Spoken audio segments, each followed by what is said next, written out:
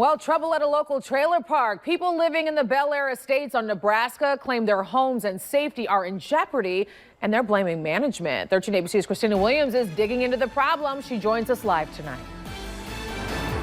Christian, people living here at the Bel Aire estate say that they've been subject to harassment and threats. And just last week, a family's home burned down, leaving them homeless. And tonight, they want action.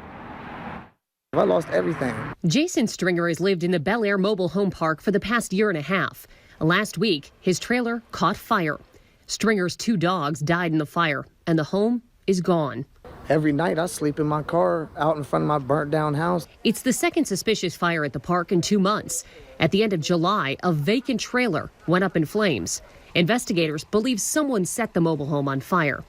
The Toledo Fire Investigative Unit has ruled both cases suspicious and is looking to see if there's any connection between them.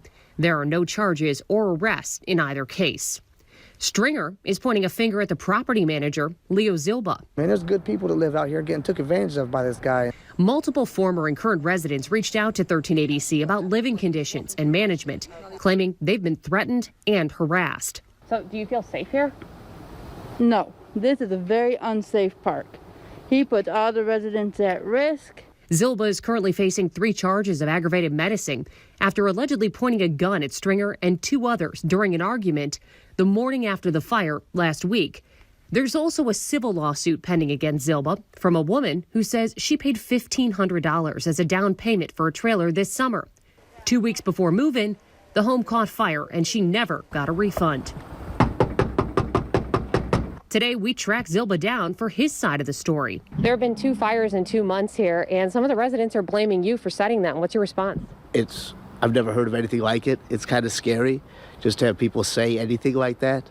I don't even know how to respond to that, frankly. So you didn't set the fire? Obviously not. Of course not. No. Unequivocally, no. Absolutely not. Under any circumstance at all. Not even close. Zilba says Stringer was asked to move out before the fire and denies any wrongdoing. Zilba says he fears for his life and plans to hire a security company to improve safety inside the park. We have lots of concerns, and anything we can do to alleviate those, we're willing to do as a park. So as you can see, there are a lot of layers to this story. Tonight, Zilba is telling me that he wants to work with tenants who live in the park and be part of the solution, not part of the problem. Of course, the I-Team will keep you posted as this story develops. Christian? News.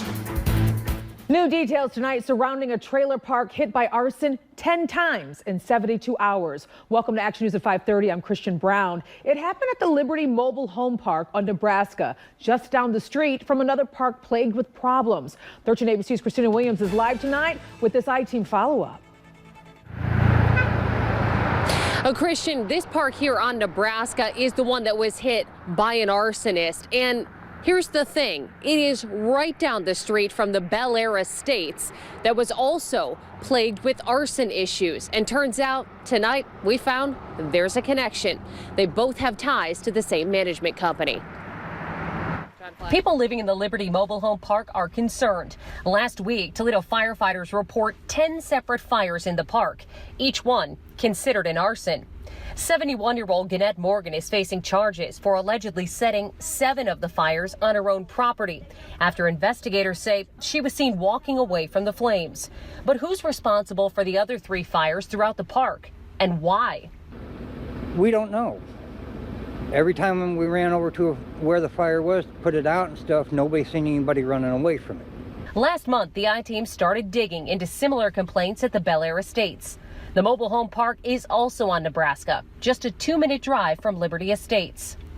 Since January, there have been 4 suspicious fires at Bel Aire. I lost everything.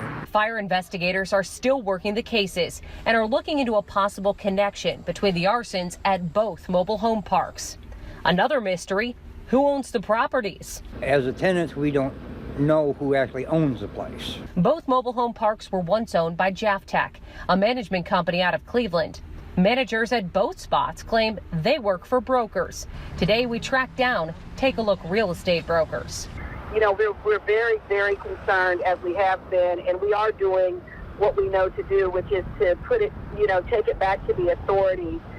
We talk to the tenants daily. to try to help, ease some of the anxiety that, I'm sure, is caused by somebody lighting fires. The company took over Liberty Trailer Park in January and claims it's been a battle to sort out bills and titles. When we stepped in, it was just one hot mess. According to the Lucas County auditor, JAFTAC does still own multiple lots in each trailer park, and residents just want answers. Somebody's doing something. Wish they straighten it out. Now, the management company that I spoke with today says that right now they are working to make sure that everything here at Liberty gets back on track. They want to make sure that this is a safe place for people to live. Meanwhile, as for JAFTAC, I reached out to that company and have yet to hear back. Reporting live in Toledo, Christina Williams, 13 ABC, Action News. Well, more trouble at a trailer park. First, arson fires. Now there's no mail delivery. And tonight, the residents want answers. 13 ABC's Christina Williams is live with this I-Team follow-up. Christina. Diane, the problem is right here at the Bel Aire Mobile Home Park on Nebraska Avenue in Toledo. Residents living in the park tell me that they haven't received mail in weeks, and this is an ongoing issue. We want to know what's going on. Wayne Alexander is frustrated. His family has lived in the Bel Aire Mobile Home Park for years. From theft to alleged drug use and assaults, Alexander says having the mail delivery cut is the final straw. Residents say the mail carrier stopped coming through the park weeks ago, leaving people waiting on checks, bills, and life-saving medications. And if it's not here, then it's shipped back and it's somewhere else and I'm not getting my medication. And then I said, well, we're expecting checks, so can you just deliver to this half? And no, they just skipped the whole route. They called the post office to find out why. Management not doing nothing. The post office said they don't know. They said it was a dog and some certain lot. Alexander says he was told to pick up his mail in person at the postal facility in downtown Toledo. It's hard to get on a bus. You got to take 2 buses to go down there. 10 people on a bus at a time, and you have to wear your mask. And then when you get down there, they'll get down there and they'll tell you that it's already on the truck. Without a car, the issue is creating problems. Others are finding a workaround by getting P.O. boxes, but it comes with a cost. But I shouldn't have to pay extra to get my mail. But it is what it is. We reached out to the U.S. Postal Service to see what the problem is and why mail is not being delivered. Here's what a spokesperson for the USPS had to say. The safety of our carrier, the Postal Service, has stopped delivery to the community because of an aggressive dog. Local management is working with the owner, and once the issue is resolved, delivery will resume. We'll keep you posted on this ongoing situation. Reporting live in Toledo, Christina Williams, 13 ABC, Action News.